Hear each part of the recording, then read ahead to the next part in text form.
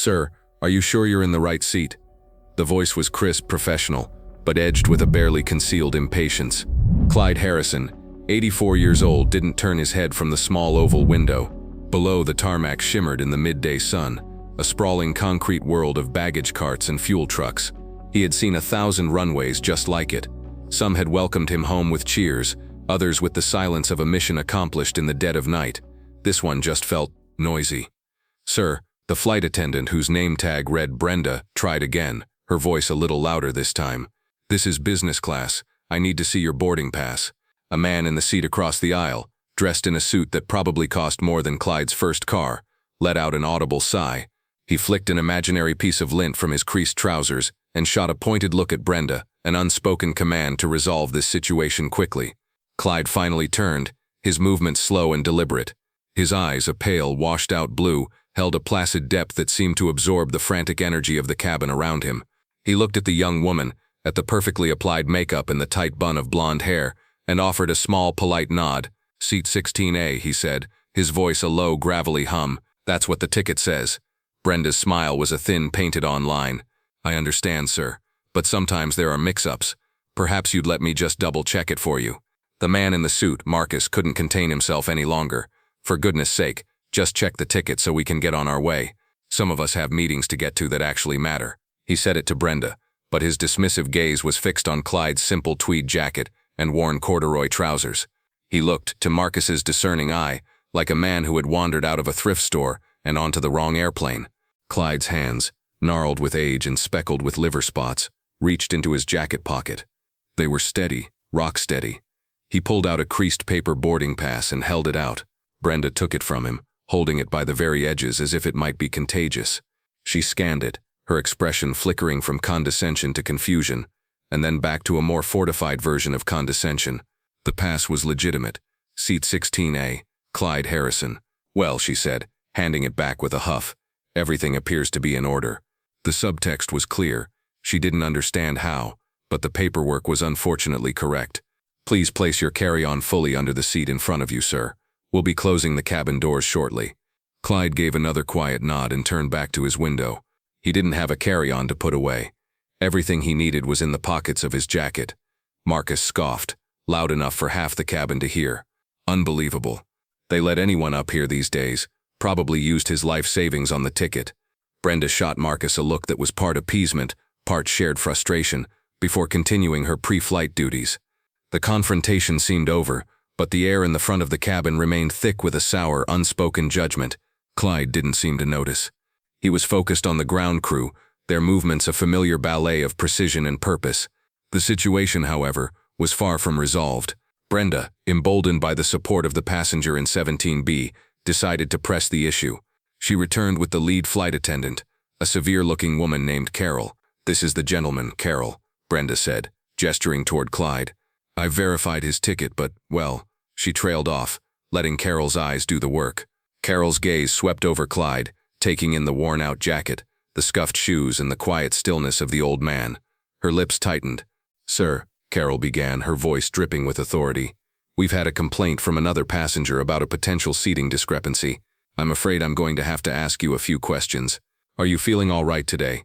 Do you know where you're headed?" The condescension was now overt, painting Clyde as a confused senior who had somehow stumbled into a world where he didn't belong. He looked up at her, and for the first time a flicker of something other than patience crossed his face. It wasn't anger, it was a profound, bone-deep weariness. "I'm feeling fine, thank you," Clyde said, his voice steady, "and I'm headed to San Diego. My ticket, as your colleague saw, confirms that." Marcus chimed in again, his voice oozing with false concern. "Look, maybe the old-timer is confused. It happens. My grandfather gets lost in his own house. Just move him to the back of the plane. We'll all be happier." A few other passengers murmured in agreement, the desire to get airborne overriding any sense of decency. They saw an obstacle, a delay personified in an old man in a cheap jacket. They didn't see the man. The pressure was mounting. Carol, the lead attendant, crossed her arms. "Sir, your ticket may be valid, but airline policy gives us the right to reseat or deplane any passenger who may be a source of disturbance. Several passengers are now disturbed." Clyde's hand rested on his lap, fingers unconsciously tracing the edge of a worn leather wristband on his other arm. It was a simple, unadorned strip of dark brown leather, cracked with age, the kind of thing a teenager might wear. Marcus noticed it, a sneer twisting his lips. What's that thing on his wrist? Probably hasn't taken it off in 50 years. Is that even sanitary? The comment hung in the air, a piece of casual cruelty designed to strip away the last of the old man's dignity. The wristband. It was just a piece of leather. But to Clyde it was a lifeline to another world, another time. The sterile, climate-controlled air of the cabin dissolved. For a split second, the scent of recycled air was replaced by the acrid smell of jet fuel and scorched earth. The gentle hum of the auxiliary power unit became the deafening roar of an F-4 Phantom II screaming down a runway in Da Nang. A young man with bright, confident eyes and a reckless grin, Danny Deacon Miller, was leaning against the cockpit, strapping an identical leather band onto a younger Clyde's wrist. Danny's own was already in place. "One for the road, Spectre," he'd said, his voice nearly lost in the engine noise. "So you remember which way is up. Brings you home." The memory was a flash, a physical jolt, as sharp and sudden as an ejection. It was over in a heartbeat, leaving Clyde back in the plush leather of seat 16A, the weight of the years settling back onto his shoulders. He looked down at the bracelet. Danny never made it home. The captain's arrival was the final act of this humiliating play. Summoned by Carol, Captain Evans strode down the aisle, his crisp white shirt and gold epaulets radiating an aura of ultimate authority. He was young, with a serious, no-nonsense face. He listened with a grim expression as Carol and Brendan explained the situation, their words painting Clyde as a confused, possibly disruptive elderly passenger. Marcus added his own 2 cents about the delay and the comfort of his fellow premier passengers. A few rows back, a young man named Ben had been watching the entire scene with a knot tightening in his stomach. He was an aviation enthusiast on his way to an air show. There was something about the old man, his posture, the unnerving calm in his eyes, the way he met every insult with a quiet dignity that didn't add up. It wasn't confusion, it was control. An immense, unshakable control that Ben had only ever read about in books about test pilots and astronauts. The captain was now standing over the old man. "Sir, I'm Captain Evans. It seems we have a problem." This was it. They were going to throw him off the plane. Ben knew he had to do something. He pulled out his phone. The cabin doors were still open. He had a minute, maybe 2. He sent a frantic text to his friend Jake, an air traffic controller at the regional command center. "Jake, you're not going to believe this. I'm on flight 732 at JFK, gate C-26. There's this old guy, maybe in his 80s, in business class. The crew and some jerk are giving him hell, trying to kick him off. Something is not right about it. His name is Clyde Harrison, Harrison. He just sits there, taking it. Can you do me a favor and just see if that name means anything? Fast." He hit send, his heart pounding. Up front, Captain Evans was leaning in, his voice low but firm. "Sir, I need you to be reasonable. We have a flight to run." Clyde looked up at the captain, then at the flight attendants, at the sneering face of Marcus, and at the curious or annoyed faces of the passengers around him. He gave a slow, tired sigh and reached for his seatbelt buckle. The fight, it seemed, was over. At the New York TRACON facility in Long Island, air traffic controller Jake Miller glanced at the text from his friend Ben and rolled his eyes. A passenger dispute. Still, Ben wasn't one for drama. On a whim, during a lull in traffic, he typed the name Clyde Harrison into the integrated FAA and federal personnel database. The search returned dozens of results. Clyde Harrison, a dentist from Poughkeepsie. Clyde Harrison, a retired postal worker in Queens. Nothing. He was about to text Ben back with a shrug when another message came through. "He's got this old leather wristband. They're mocking him for it. He keeps touching it. And I think I heard him mutter a word. Spectre or something. Sounded like a name. Spectre. That was different." Jake added the word to the search query. For a moment nothing happened. Then the system blinked. A single file appeared on his screen, flagged with a deep crimson color, and a seal he had only ever seen in training manuals. The file was designated IAS only, level 7 clearance. Jake felt a cold chill run down his spine. His supervisor, a stern former Air Force colonel named Peterson, was walking by. He noticed the color on Jake's screen and stopped dead. "What is that, Miller?" I don't know, sir," Jake stammered. "A friend on flight 732 at JFK asked me to run a name, Clyde Harrison. It cross-referenced with this call sign." Peterson leaned over, his eyes scanning the screen. His face went pale. He stood bolt upright, a look of utter disbelief on his face. "Get me the tower supervisor at Kennedy. Now," he snapped, his voice a low, urgent command. "And get me a direct patch to the cockpit of Flight 732. Use the Spectre 1 frequency. Tell them to hold that aircraft at the gate. I don't care if they have to fake a mechanical issue. That plane does not move." Back on Flight 732, Clyde Harrison had just unbuckled his seatbelt. The click echoed in the tense silence of the cabin. He placed his hands on the armrests, preparing to push his old body up and out of the seat. He would leave. He wouldn't make a scene. He had endured far worse than the petty humiliations of a flight attendant and a pompous businessman. Captain Evans nodded, a flicker of relief on his face. "Thank you for your cooperation, sir. We will have someone meet you at the gate to discuss other arrangements." Marcus leaned back in his seat with a triumphant smirk, crossing his arms. "Finally," he muttered, "some order." Brenda looked smugly at Carol, a small, vindicated smile playing on her lips. They had won. They had protected the sanctity of business class. Just as Clyde began to rise, the cockpit door flew open. The first officer stood there, his face ashen, holding the radio headset. "Captain," he said, his voice trembling slightly. "You need to take this. Now, it's NORAD." Captain Evans froze. NORAD. North American Aerospace Defense Command. That was impossible. "Are you serious, Tom?" "They're on a priority military channel, sir. They're demanding to speak with the captain of this aircraft. He said to tell you the call is regarding Spectre." The name again. Evans shot a confused look at Clyde, who had settled back into his seat, his expression unreadable. A sense of profound unease began to creep into the cabin. This was no longer a simple passenger dispute. Evans hurried into the cockpit, pulling the door shut behind him. The cabin waited in a suspended, anxious silence. Passengers whispered to each other, their annoyance replaced by a nervous curiosity. What in the world was going on? Marcus's smirk had vanished, replaced by a frown of confusion. Brenda and Carol exchanged worried glances. After what felt like an eternity, the cockpit door opened again. Captain Evans emerged. But he was a different man. His professional, detached demeanor was gone, replaced by an expression of pure, unadulterated awe. He was pale, his posture ramrod straight, as if he were standing before a king.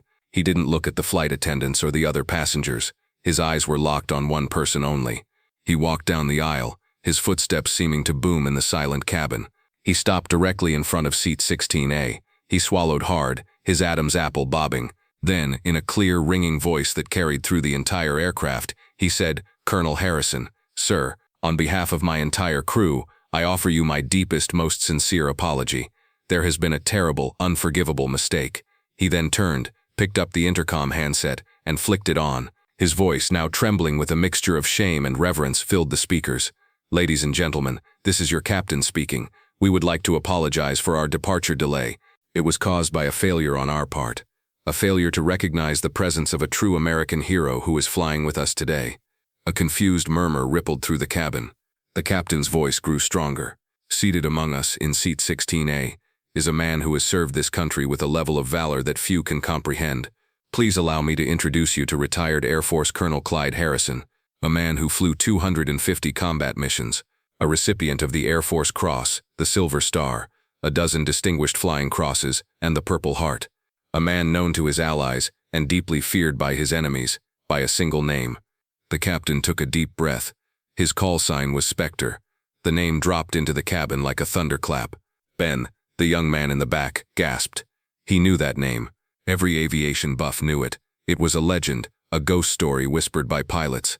Spectre, the pilot who flew missions no one else would take, who went into the darkest of nights and came back with ghosts. As if on cue, a low, powerful roar began to build outside the aircraft. It was a sound unlike any commercial jet engine, a deep, guttural thunder that vibrated through the very frame of the plane. Passengers on the left side of the aircraft gasped and pointed. Captain Evans gestured towards the windows, and as a small token of the respect he is owed, he said, his voice thick with emotion, "We have just been informed that we will have a special escort for the first leg of our journey." The plane began to slowly taxi away from the gate. And there, just off their left wing, pulling into a perfect, impossibly close formation, was a machine of breathtaking power and menace. An F-35 Lightning II, the most advanced fighter jet in the world, its geometric gray skin seeming to drink the sunlight. A moment later, its twin appeared off the right wing, flanking them in a display of awesome aerial might. Passengers scrambled for their phones, pressing their faces against the glass. The cabin, which moments before had been a theater of petty judgment, was now filled with gasps of wonder. In the cockpit of the F-35 on Clyde's side, the pilot, a dark silhouette behind his visor, turned his head. He slowly, deliberately raised a gloved hand to his helmet in a crisp salute. Then a new voice crackled over the cabin's intercom, patched through directly from the fighter jet. It was young, clear, and filled with a profound respect. "An absolute honor to be your wingman today, Spectre. The skies are yours, sir." The cabin erupted. The tension broke in a wave of spontaneous, thunderous applause. Passengers were on their feet, clapping, cheering, their phones held high to capture the incredible sight. Marcus sat frozen in his seat, his face a ghastly shade of white, his jaw hanging open. He looked as if he might be sick. Brenda, the flight attendant, leaned against a bulkhead, her face buried in her hands, shaking with shame. Through it all, Clyde Harrison simply sat looking out his window at the young pilot in the F-35. He watched the sleek fighter hold its position with effortless grace, a symbol of a legacy he had helped to build. A single tear, the first he had shed in decades, traced a slow path through the weathered lines of his face. He raised a slightly trembling hand and gave the pilot a slow, small nod. Acknowledged. After the plane reached cruising altitude and the F-35s had peeled off with a final magnificent wing waggle, a fragile peace settled over the cabin. The applause had died down, replaced by awed whispers. Passengers kept glancing at seat 16A, looking at the quiet old man as if he were a living monument. Captain Evans made his way back down the aisle. He paused where Brenda and Marcus were sitting. He didn't raise his voice. He didn't have to. His words were quiet, precise, and colder than the air outside the cockpit window. "To you," he said to a mortified Brenda, "your conduct was a disgrace to this airline and your uniform. We will be having a formal review upon landing." He then turned his steely gaze to Marcus. "And to you, sir, your behavior was despicable. You judged a man by his clothes and in doing so revealed a complete lack of character. I suggest you spend the rest of this flight reflecting on that." Marcus shrank into his expensive seat, unable to meet anyone's eye. The public humiliation was absolute. Finally, the captain approached Clyde's seat and knelt, bringing himself eye level with the old hero. "Colonel, I don't know how to apologize enough for what happened." Clyde looked away from the clouds and met the young captain's gaze. His pale blue eyes were gentle, holding no trace of anger. "It's all right, son," he said, his voice a soft rumble. "People see an old man, and that's all they see. They forget that old men were once young.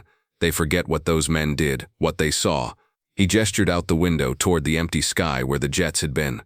"That uniform you wear, and the one that young man was wearing, they're about service. They mean you serve the people inside this plane. All of them. Not just the ones in expensive suits. You remember that." The lesson was delivered not as a rebuke, but as a piece of quiet, hard-earned wisdom. Clyde's gaze drifted down to the worn leather band on his wrist. The image of Danny Miller, young and full of life, flashed in his mind again. But this time the memory was longer, more painful. It wasn't the airfield at Da Nang. It was a ditch beside a burning heap of metal that used to be a plane. Clyde was pulling Danny from the wreckage, the heat searing his own skin. Danny was dying, his breathing shallow. With his last ounce of strength, he had pulled the leather band from his own wrist and pressed it into Clyde's hand. "Wear it for both of us, Spectre," he had whispered, his eyes full of the sky he would never fly in again. "Bring us home." The story of Flight 732 went viral before the plane even landed in San Diego. The videos of the F-35 escort, the captain's speech, and the mortified faces of Brenda and Marcus were everywhere. The airline, caught in a public relations firestorm, issued a formal apology to Colonel Harrison and announced a mandatory new training program for all staff, developed with a veterans advocacy group, focusing on dignity and respect for all passengers, especially the elderly and former service members. Marcus's company, whose logo was visible on his briefcase in several clips, released a statement condemning his behavior and placing him on indefinite leave. Weeks later, Clyde was in his usual booth at a small diner near his home, a quiet place where he could read the paper and watch the world go by. A woman approached his table, her steps hesitant. It was Brenda, the flight attendant. She wore a simple blouse and jeans, and her face was free of the professional makeup she had worn on the plane. She looked younger and deeply tired. "Colonel Harrison?" she asked, her voice barely a whisper. I hope I'm not disturbing you. I wanted to apologize, in person. What I did, there's no excuse for it. I was wrong." Tears welled in her eyes.